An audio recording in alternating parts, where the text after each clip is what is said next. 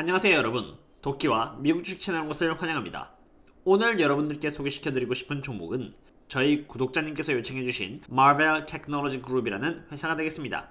지금 주가는 이렇게 45.13달러로 6개월 기준으로 57.90%가 오른 IT 성장주입니다. 먼저 시작하기 전에 혹시 제가 리뷰했으면 하는 미국 종목이 있다면 언제든지 코멘트 하나 남겨주세요. 그러면은 제가 최대한 빨리 자료 수집을 하여서 영상으로 화답드릴 수 있도록 하겠습니다. 찾을 수 있는 정보가 한정적일 경우에는 재무 분석 영상으로라도 화답을 드릴 수 있도록 하겠습니다. 자, 그러면은 마블 비즈니스 포트폴리오를 알아보기 전에 이 마블이 위치하고 있는 시장에 대한 이해를 하고 가보고자 합니다. 먼저 마블은 이렇게 데이터 인프라 마켓에 위치를 하고 있습니다. 마블이 이러한 데이터 인프라 시장에서 사업을 하는 이유는 데이터 인프라는 100조 이상 규모의 전체 시장을 갖고 있으며 높은 성장률 그리고 경쟁사가 진입하기 힘든 시장이라고 할 수 있겠습니다. 그렇다면은 이 데이터 인프라 마켓은 무엇을 말하는 것일까요? 여기 메모리 부분을 제외를 했을 때 말이죠. 데이터 인프라 마켓은 310조에 육박을 하며 이는 31%의 커뮤니케이션 일렉트로닉스와 32%의 데이터 프로세싱 일렉트로닉스 12%의 Automotive Electronics, 11%의 Consumer Electronics, 그리고 14%의 Industrial and Aerospace Electronics로 구성되어 있습니다. 이와 같은 시장을 크게 이와 같이 Infrastructure와 Consumer로 두 개의 시장으로 재분류가 될 수 있겠습니다. 인프라는 베이스 스테이션, 텔레콤 서비스로부터 제공되는 라우터, 데이터 센터에 들어가는 서버와 스토리지, 그리고 Automotive 부분으로 이루어지겠습니다. 그리고 이 인프라 시장은 말이죠. 140조 규모의 시장으로 연성장률 6%를 달성하고 있습니다. 반면 컨슈머 시장은 이렇게 170조의 규모를 갖고 있지만 연성장률은 2%밖에 되지 않으며 매번 변화하는 사람들의 니즈로 많은 변동성을 갖고 있습니다. 이러한 이유가 바로 마벨이 인프라 마켓을 선택한 이유입니다. 요약하자면 연평균 4% 성장하는 이 반도체 시장은 말이죠. 310조의 규모이며 인프라 마켓의 시장은 140조로 연평균 6% 성장하는 시장이라고 할 수 있겠습니다. 이 중에서도 마벨 자체 시장은 말이죠. 110조의 규모이고 6%의 연성장률을 보이고 있다고 할 수 있네요. 그래서 대부분의 인프라 마켓은 이 마벨이 차지한다고 해도 과언이 아니겠습니다. 이러한 마벨의 110조 규모의 시장에서 마벨의 SAM, 즉 Service Available Market이라고 해서 이것을 유효시장이라고 부릅니다. 참고로 이 SAM, 유효시장은 TAM이라는 전체 시장 안에 있는 부분이라고 보시면 되겠고요. 마벨의 유효시장은 2020년을 기점으로 해서 16조인데 2023년에는 20조로 연평균 9%의 성장률을 보일 것으로 기대되고 있습니다. 마벨은 이러한 시장에서 최대한 집중을 하기 위해 기존의 와이파이, LTE 모뎀 그리고 멀티미디어 쪽의 사업을 정리를 하고요. 이를 통해서 2조의 현금을 얻게 됩니다. 그 현금을 통해서 2018년에는 컴퓨터와 시큐리티 쪽의 리더 기업이라고 할 수 있는 이 캐비움을 인수를 하고요. 2019년에는 커스텀 ASIC과 네트워킹 쪽에서 리더인 Aquantia를 인수를 하게 됩니다. 이를 통해서 마벨은 데이터 인프라 시장 쪽의 리더로 발돋움할 수 있게 된 것이죠. 지금까지는 마벨이 왜 그리고 어떻게 데이터 인프라 쪽의 시장을 장악하게 되는지를 보셨으니까 이제는 어떤 제품으로 시장을 차지하고 있는지 비즈니스 포트폴리오를 통해서 알아보도록 하겠습니다. 먼저 데이터 인프라는 세 가지의 조건을 필요로 합니다. 첫 번째가 스토리지고 두 번째가 네트워킹, 세 번째가 컴퓨터입니다. 이러한 이유에서 마벨이 아까 캐비움과 Aquantia를 인수를 한 것이죠. 스토리지 쪽에서의 제품은 클라우드와 클라우드 엣지에서 반드시 필요로 되는 방대한 저장 장치인 이 HDD 컨트롤러스와 그리고 높은 퍼포먼스를 제공하는 이 SSD를 제공을 합니다. 그리고 저장 장치의 네트워크에 필수적으로 이용되는 이 파이버 채널 어댑터스를 제공을 하고 있습니다. 네트워킹 부분에서는 말이죠. 이더넷 스위치 그리고 인프라에 연결되는 이더넷 5부터 자동차에 들어가는 이더넷 관련 장치까지 제공을 합니다. 데이터 스트림을 처리하는 이 데이터 프로세싱 유닛 또한 빠질 수가 없겠죠. 그렇다면 이번에는 각각의 비즈니스 포트폴리오 안에 있는 제품들이 어느 정도의 비중을 차지하며 어느 나라에 가장 많이 수출이 되는지를 한번 보도록 하겠습니다. 여기 이 자료는 말이죠. 제가 SEC 공식 홈페이지에서 정리된 자료를 제가 다시 보기 쉽게 차트화를 해서 정리한 자료이고요. 여기 보시면은 네트워킹, 스토리지 그리고 others로 비즈니스 포트폴리오상 그대로 나와 있네요. 그 중에서 네트워킹 쪽은 56%의 비중을 차지하고 있고요. 스토리지 쪽은 40% 그리고 other은 4%로 가장 크게 영향을 주고 있는 부분이 바로 이 네트워킹 쪽이라 할 수 있겠습니다. 그 중에서 네트워킹 프로덕트는 이더넷 솔루션과 Embedded Processor 그리고 Custom ASICs가 차지를 하고 있다고 할 수 있고요. 이 40%를 차지하고 있는 이 스토리지 부분은 이 스토리지 컨트롤러와 파이버 채널 어댑터로 구성이 되어 있다고 보시면 되겠습니다. 가장 작은 포션을 보여주고 있는 이 4%는 프린터 솔루션이 차지를 하고 있네요. 그렇다면 전 세계적으로 어느 나라에 얼마나 수출이 되고 있는지를 보시면 말이죠. 우선은 차이나에서 42%를 차지하고 있습니다. 중국에 굉장히 많은 제품들을 수출하고 있다라고 보시면 되겠고요. 그 다음으로 US가 되겠습니다. 미국에서 많은 제품들이 팔리고 있는 상황입니다. 그 다음에는 타일랜드와 말레이시아가 되겠고요. 그리고 7%는 필리핀이 되겠으며 5%는 재팬, 나머지 그 이외의 나라들에서 18%의 포션을 차지하고 있다라고 볼 수 있겠습니다. 그럼 지금까지 이렇게 마벨이 왜 이 시장을 선택하게 되었는지, 그리고 마벨이 갖고 있는 포트폴리오를 통해서 어떠한 제품을 통해서 매출액을 올리고 있는지를 봤으니까 인컴 스테이트먼트를 통해서 마벨이 얼마나 수익을 창출하고 있는지 알아보도록 하겠습니다. 인컴 스테이트먼트에 대해서 알아보도록 하겠습니다. 2020년 2분기 기준으로 매출액은 약 727.30 밀리언 달러가 나왔습니다. 2020년 1분기 때는 693.63 밀리언 달러로 지난 분기보다는 좀 더 좋은 실적이 나왔습니다. 전체적으로 매출액 흐름을 봤을 때 이렇게 꾸준히 좋은 매출액의 흐름을 보여주고 있다는 것은 고무적이라고 생각합니다. 이번에는 gross profit을 보도록 하겠습니다. gross profit은 매출액 빼기 들어가는 비용을 말합니다. gross profit을 보시면은 2분기는 359.26 밀리언 달러로 1분기인 326.99 밀리언 달러에 비해서 더 좋은 gross profit이 나왔습니다. gross profit 같은 경우는 비즈니스 모델이 좋냐 안 좋냐를 보여주는 그런 지표인데, 이렇게 gross profit이 좋은 모습을 보여주고 있다는 것은 지금의 사업 모델이 괜찮다는 뜻이 되겠습니다. 이번에는 제가 중요시 생각하는 이 gross margin vs profit margin을 보도록 하겠습니다. 여기 먼저 gross margin 같은 경우는 보시면 말이죠. 이거 같은 경우는 revenue 빼기 cost of the revenue를 한 것을 퍼센테이지화를 했을 때 나오는 부분을 gross margin을 하고요. 49.40%로 지난 1분기에 비해서 더 좋은 마진율을 보여줬다고 생각하시면 되겠습니다. 다만 조금 안타까운 점은 바로 여기 이 profit margin이 되겠는데요. 이거 같은 경우는 매출액 빼기 cost of the revenue를 하고요. 거기다가 operating expense라든가 other expense, interest랑 tax까지 전부 다 뺐을 때 결국 기업이 흑자를 내고 있느냐 적자를 내고 있느냐를 보여주는 지표가 되겠습니다. 여기 보시는 바와 같이 2분기 때는 마이너스 21.70%를 달성을 했고요. 결국 기업은 적자를 보고 있다는 뜻이 되겠네요. 이렇게 적자를 보면요, 흑자로 턴어라운드를 할 때까지 결국 체력이 있느냐 없느냐를 따져보는 부분이 굉장히 중요합니다. 그래서 이러한 부분을 밸런스시트를 통해서 알아보도록 하겠습니다. 기업이 보유하고 있는 현금 자산이 부채에 비해서 많냐 적냐를 보여주는 부분이 바로 이 밸런스시트라고 할 수 있겠습니다. 먼저 2020년 2분기 기준으로 마벨이 갖고 있는 캐시를 보시면은 831.53 밀리언 달러를 보유를 하고 있네요. Receivable 같은 경우는 12개월 이내의 거래처로부터 받을 수 있는 돈이 되겠고요. Intangible은 7.83 빌리언 달러로 이것은 기업의 이름이나 라이센스 이런 것들을 뜻합니다. 7.83조가 되겠습니다. 그리고 인벤토리는 262.88 밀리언 달러로 재고를 뜻한 것이겠고요. 여기 Property, Plant and Equipment Net 같은 경우는 말 그대로 공장이나 장비라는 뜻으로 335.04 밀리언 달러를 보유하고 있네요. 그러면 이번에는 Liability Distribution 쪽을 보도록 하겠습니다.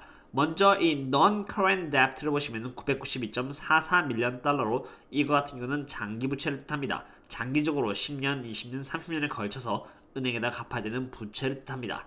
그리고 Current Debt를 보시면 말이죠. 448.25 밀리언 달러로 1년 이내에 은행에다가 갚아야 되는 돈을 뜻합니다. 그리고 Payable 같은 경우는 238.54 밀리언 달러인데 이거 같은 경우는 1년 이내에 거래처에게 갚아야 되는 돈을 뜻합니다. 그래서 종합적으로 이 밸런스시트를 평가해본다고 했을 때 갖고 있는 캐시 앤 캐시 이퀴벌런트는 831.53 밀리언 달러고요. 이 데프트, current debt와 non-current debt를 합친다고 했을 때 거의 1.2조가 넘는 돈에 육박을 하므로 좋은 밸런스시트라고는 말할 수가 없겠습니다. 다만 이 갖고 있는 캐시로 12개월 이내에 갚아야 되는 이 current debt를 갚을 수 있는 상태고요. 이 non-current debt 같은 경우는 12개월 이후까지 갚아야 되는 부분이 있으니까 구체적으로 몇 년도에 얼마나 갚아야 되는지를 알아보는 것이 중요하다고 할 수 있겠습니다. 이렇게 밸런스 시트를 통해서 마벨의 current debt와 non-current debt에 대해서 알아보았습니다. 그 결과 갖고 있는 캐시보다 부채가 더 많아서 그렇게 좋은 밸런스 시트이 아님은 파악을 했는데 말이죠. 특히나 저희가 알아봐야 될 부분은 이 장기적인 부채가 미래에 몇 년도에 얼마나 내야 되는지를 파악할 필요가 있다는 것입니다. 그래서 이렇게 SEC 공식 홈페이지에 들어와서 미래에 어느 정도의 부채를 갚기 위해서 회사는 준비를 해야 되는지를 파악을 해보도록 하겠습니다. 여기 보시면요, 이게 바로 마벨의 non-current debt에 대한 정보입니다. 여기 보시면은 이렇게 처음 론부터 2023년 노트 그리고 2018년 노트 해가지고 이 회사가 빌린 가격이 그대로 상세하게 적혀 있습니다. 여기 보시면 말이죠. non-current debt, 장기적으로 갚아야 되는 부채가 992.43밀리언 달러로 집계가 되어 있었고요. 여기도 그대로 992.436 밀리언 달러로 일치하는 금액을 보여주고 있습니다. 그럼 이렇게 non-current portion이 어떻게 도출되는지를 저와 함께 따라가 보도록 하겠습니다. 여기 보시면 말이죠. 맨 처음에 term loan 해서 450 밀리언 달러가 잡혀 있는 것을 보실 수 있습니다. 여기 이렇게 term loan에 대한 기한이 적혀 있습니다. 여기 보시면은 We currently carry debt relies on LIBOR as the benchmark rate with a term loan maturing on July 6, 2021 이라고 적혀 있습니다. 이 term loan에 대한 기한은 2021년 7월 6일이라 적혀 있네요. 그래서 이렇게 이 term loan이라는 부분은 2021년 7월 달에 갚아야 되는 부분임을 확인을 했습니다. 그리고 2023년 노트가 있죠. 그래서 이것은 2023년을 기한으로 해서 발행한 노트로서 이를 대가로 500밀리언 달러를 받았습니다. 그리고 2028년 노트는 2028년을 기한으로 그거에 대한 돈을 이렇게 부채로서 받게 되었죠. 그러면은 회사는 1.45조 정도를 갖고 있는 셈입니다. 부채로서. 여기서 unamortized debt discount and issuance cost에서 그것에 대한 비용을 뺍니다. 빼면 이렇게 1440684라는 금액이 나오죠. 여기서 less current portion이라고 적혀 있습니다. 여기서 less는 빼기란 뜻이고요. current portion은 12개월 이내에 갚아야 되는 current debt를 뜻합니다. 앞서 보셨듯이 448.25밀리언 달러가 current debt로 잡혀 있었고요. 당연히 이건 장기 부채니까 current portion을 빼야 되겠죠. 그렇게 되면은 이렇게 992,436이 해가지고 992.436밀리언 달러라는 값이 나오는 것입니다.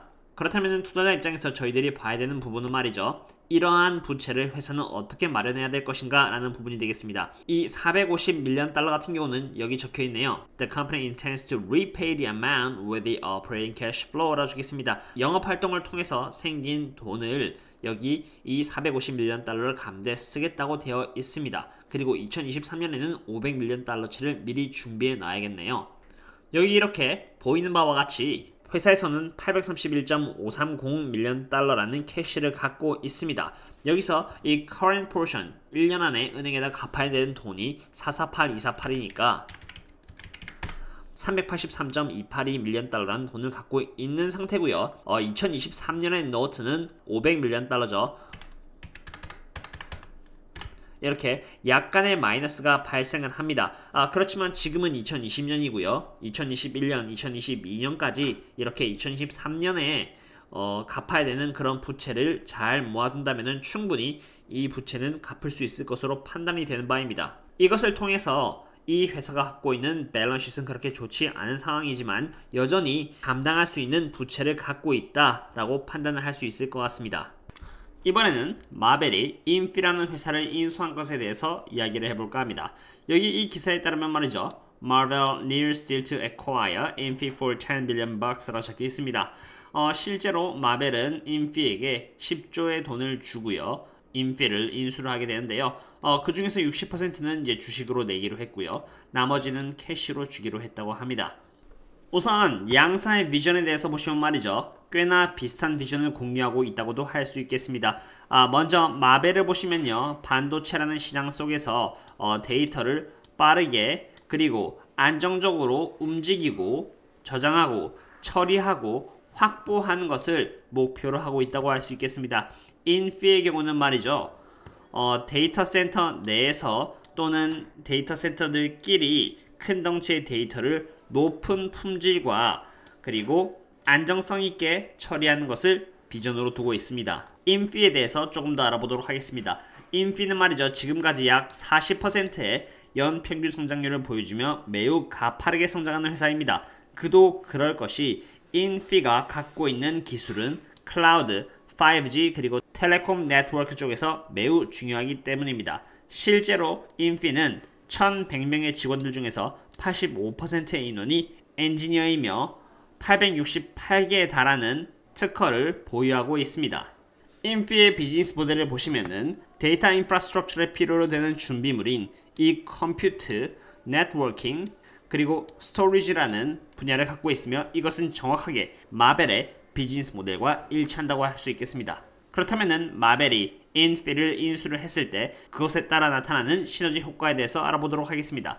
마벨이 혼자 했을 때 말이죠. 여태까지는 연 9%의 성장률을 보여주었습니다. 그러나 인수를 하고 난 뒤에는 인피의 포트폴리오가 이렇게 추가가 되면서 말이죠. 연 매출액 12%의 성장률을 보여줄 것으로 예측이 되고 있는 바입니다. 70%의 인피 매출액은 클라우드와 5G에서 나오면서 마벨의 이 클라우드와 5G의 매출액 성장률은 한층 더 강해질 것으로 예측이 되고 있습니다. 인피를 통해 100밀리언 달러짜리 계약 규모를 체결하는 회사의 숫자 또한 늘어날 것으로 전망이 되고 있습니다.